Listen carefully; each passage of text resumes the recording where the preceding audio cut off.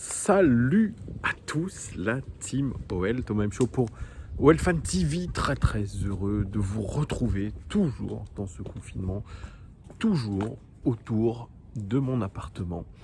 Mais on profite un petit peu du soleil, des conditions climatiques extraordinaires. Ça franchement c'est le fruit du hasard. Rappelez-vous, chaque semaine sainte, moi de mémoire chaque semaine sainte, puisque pour les catholiques dont je fais partie, c'est la semaine sainte qui se terminera dimanche sur Pâques. Eh bien il fait mauvais. Les conditions sont absolument pourries. Et là, ça fait quasiment un mois que nous avons des conditions extraordinaires. L'anticyclone, comme disent les météorologues, l'anticyclone est magnifique. Vraiment, il fait beau. Voilà, c'était mon blabla habituel sur la météo. Et il faut se raccrocher un petit peu à n'importe quoi. Les gones, petite vidéo OL Daily Mercato, vous le savez.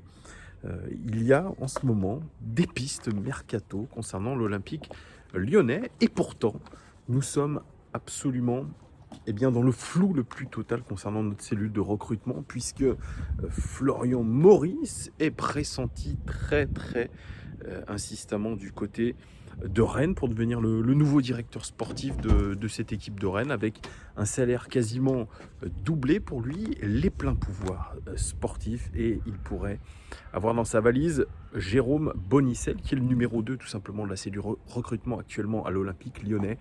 Les discussions sont très avancées et vraiment il y a une grosse réflexion de la part de Florian Maurice et de Bonicel pour rejoindre Rennes, mais il se pourrait très probablement que ces deux personnes quittent notre club. On se retrouverait un petit peu à refaire complètement notre cellule de recrutement. C'est ce que disait Bilal Ghazi notamment dans ses lives. Et en ce moment, c'est plus des rumeurs de scouting, des rumeurs de pistes déjà vues par l'Olympique lyonnais par le passé, notamment par Juninho, parce que vous le savez, à l'OL, bien c'est assez particulier. Vous avez une cellule de recrutement et puis vous avez le directeur sportif qui est Juninho, qui lui aussi met son nez dans le recrutement, et vous avez aussi l'influence de Garcia aussi qui met son nez dans le recrutement. Donc c'est un peu fouillis, et pourtant on a, selon Romain Molina, le très bon youtubeur, on a la cellule de recrutement la moins fournie de tous les prétendants à la victoire finale en Champions League, si bien sûr il y a victoire finale en Champions League, ce qui est loin d'être le cas. Ah oui, d'ailleurs, petite parenthèse, il se pourrait aussi que si le championnat ne reprenne pas, l'OL soit qualifié en Europa League, puisque les deux opposants Paris Saint-Germain en finale de Coupe de la Ligue et en finale de Coupe de France, à savoir Lyon et Saint-Etienne, eh bien, se verraient automatiquement attribuer une place en Europa League. Ça va faire grincer des dents là aussi, puisque voilà, notre place en championnat ne nous permet pas aujourd'hui d'être qualifié en Champions League. Les gones, donc je vous disais, ce sont des rumeurs scouting, des rumeurs. Je pense qu'il y avait dans les vieux dossiers de Juninho, de Florian Maurice, etc. Mais aujourd'hui, ça refait surface, notamment celle menant au Ghanéen Mohamed Kudus, 19 ans, 1m77, qui joue dans le championnat de Danemark à Nordjylland. Je ne sais pas comment on prononce, s'il y a certains Danois ici, n'hésitez pas à me le dire. Il a fait 19 matchs, il a marqué 9 buts cette saison, une passe décisive. Il est estimé sur Transfer Market à 2,7 millions d'euros et son contrat se finit en juin 2021. C'est un milieu de terrain gaucher, rapide, vif, technique, puissant. Il a un très beau pied gauche, notamment il a une capacité de projection qui est franchement très bonne. Allez voir une vidéo de lui sur YouTube, vous allez être assez impressionné. Moi, il m'a fait penser un petit peu à Michael Essien, vraiment, Michael Essien. On est en concurrence pour ce joueur-là avec l'Olympique de Marseille, mais ça me fait pas vraiment peur, puisque l'Olympique de Marseille est en difficulté financière. Avec Arsenal, avec l'Inter Milan, avec le Borussia Dortmund et Leipzig, ce sont toujours les mêmes clubs qui ciblent les bons joueurs d'avenir. Alors je vais essayer de vous faire une petite présentation assez complète de ce joueur-là. Je me suis pas mal renseigné, j'ai lu pas mal d'articles. Alors c'est un joueur qui joue faux neuf dans son équipe, dans une attaque à 3. C'est un joueur très axial et qui mange beaucoup les espaces et qui force notamment beaucoup les défenseurs à dézoner. Il a 89% de passes réussies en moyenne par match. C'est un joueur qui est très difficile à anticiper, notamment. Il a une belle protection de balle. Son explosivité et son agilité sont dues grâce à son centre de gravité très bas. Il a du Michael Essien un petit peu et il a surtout du Stéphane Sessegnon. Rappelez-vous, ce joueur qui a évolué du côté du Paris Saint-Germain. Il me fait penser un petit peu à lui au niveau du gabarit, au niveau du style de jeu. Sa vision de jeu est très bonne, surtout quand il joue entre les lignes et en première intention, puisque c'est un joueur avec un bel instinct de jeu. Il sait vraiment profiter des moindres espaces, notamment entre les lignes, pour faire jouer un petit peu cet instinct, cette première touche de balle assez incroyable.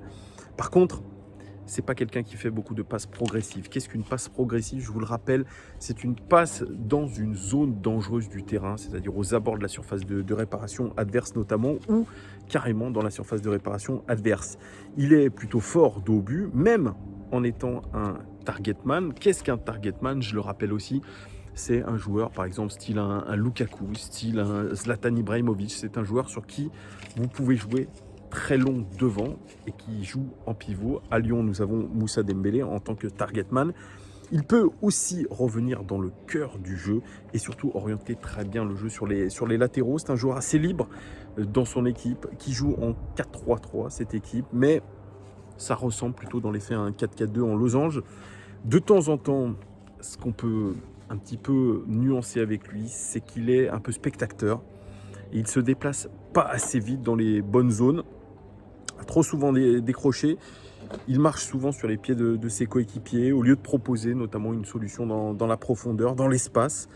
Clairement, il est bien meilleur quand il joue entre les lignes et quand il peut se retourner avec, comme je vous l'ai dit, une première touche qui est explosive et ça c'est vraiment sa qualité. Il est très intéressant aussi dans les courses progressives. Alors les courses progressives, c'est les courses dans les zones dangereuses. Ça, il sait le faire très bien. C'est aussi un très bon passeur, je vous l'ai dit, 87% de passes réussies en moyenne. C'est un très bon passeur. Il doit peut-être prendre de meilleures décisions, notamment quand il est assez proche de la surface de réparation. Il est à 0,29 passes clés par match, c'est très très peu, vraiment très très peu. Il touche 3 ballons par match dans la surface de réparation adverse en moyenne par match, c'est très peu aussi. Il lui manque aussi peut-être cet instinct de buteur dans la surface de réparation. Tous ses buts sont quasiment marqués que de l'extérieur de la surface de réparation. Autre point d'amélioration, son jeu sans ballon qui est extrêmement inconstant. Il presse sans trop de coordination. Il n'est pas très agressif sur le porteur de balle. C'est en ça qu'il doit absolument s'améliorer. Alors si je devais un petit peu conclure avec ce joueur-là, c'est un bon jeune pour l'avenir, qui a beaucoup d'axes de progression. Il a certes du talent, mais il doit beaucoup progresser dans certains domaines, notamment dans le jeu sans ballon. Et on sait aujourd'hui dans le football actuel, dans le football moderne, c'est indispensable, le jeu sans ballon. Il est un petit peu, si je devais le décrire, je vous avais parlé un petit peu de Michael Essien, je vous ai parlé de Ryan Sessegnon, mais s'il joue dans un rôle de faux numéro 9, il se compare petitement pour l'instant à un Roberto Firmino, voilà, tout simplement un faux neuf, quelqu'un qui est capable de décrocher, quelqu'un qui est capable d'apporter des solutions entre les lignes et surtout quelqu'un qui est capable de marquer. C'est un joueur qui est capable aussi de continuer à progresser pour devenir peut-être un jour un vrai buteur ou un attaquant de soutien. Il peut jouer aussi en numéro 10, il peut jouer en relayeur, il n'a pas vraiment de poste attribué. Il faut qu'il se mette dans un poste, un joueur qui est pour l'instant polyvalent et qui a des capacités de buteur. Il doit absolument continuer à se développer. Alors, se développer où dans le championnat d'Angleterre, ça me paraît compliqué. Il était lié aussi à un club comme Tottenham il y a un an de ça. Mais la Première Ligue, pour moi, c'est un championnat, une marche beaucoup trop haute où l'intensité est trop forte et où il souffrirait énormément. Lyon, ça serait une possibilité pour lui, en tout cas pour de franchir un palier, pour essayer de se mettre déjà bien en Ligue 1. Et pourquoi pas l'acheter et le prêter dans la foulée aussi dans un club satellite. C'est une bonne chose. C'est un joueur qui coûte pas très cher. Pour l'instant, il est coté à 3 millions d'euros sur Transfer Market. Mais ce qui veut dire que si on veut l'avoir, il faudrait le négocier aux alentours des 5-6 millions d'euros, voilà, mais c'est un joueur, pour moi, qui a pleinement les capacités, en tout cas de s'intégrer dans notre effectif, mais voilà, comme tout jeune joueur, perfectible, eh bien, il doit absolument s'aguerrir. C'est un joueur parfait de trading, puisque vous le savez aussi, l'OL fait pas mal de trading. Kadewere, ça ressemble aussi à du trading. Acheter un joueur très peu cher et ensuite le revendre au maximum de ses possibilités, c'est ce qu'on a fait avec plusieurs succès quand même chez nous, du Ferland Mendy, du Tanguy Ndombele notamment.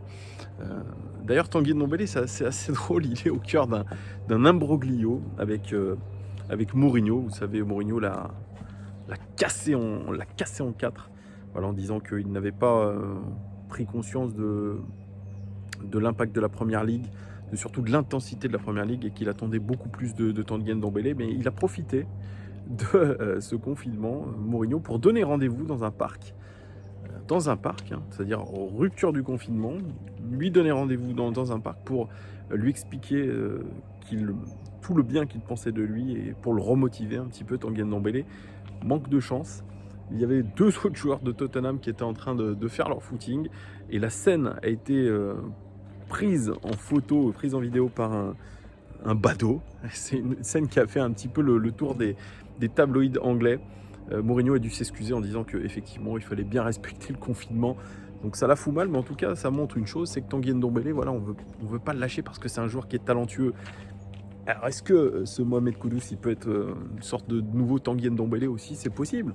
C'est possible, avec plus de qualité buteur que Tanguy Ndombele. Voilà, c'est ce qu'on cherche un petit peu aujourd'hui, c'est à trouver un certain profil d'un joueur sur lequel on peut miser, et surtout un joueur sur lequel on pourra potentiellement à l'avenir faire une plus-value, parce que la crise qui va nous toucher, eh bien, elle va inciter encore plus les clubs à faire des paris sur l'avenir et ensuite à revendre le joueur un peu plus cher, peut-être beaucoup moins cher qu'avant cette fameuse crise, parce que vraiment, on se prépare à non seulement une crise mondiale, mais une crise dans le monde du football. Les salaires sont globalement baissés. Il y a des accords qui ont été faits un peu de partout, même en Ligue 1, où les salaires vont baisser. Donc voilà, c'est peut-être maintenant des mercatos un peu plus intelligents qu'il faudra faire, un peu plus mesurés aussi.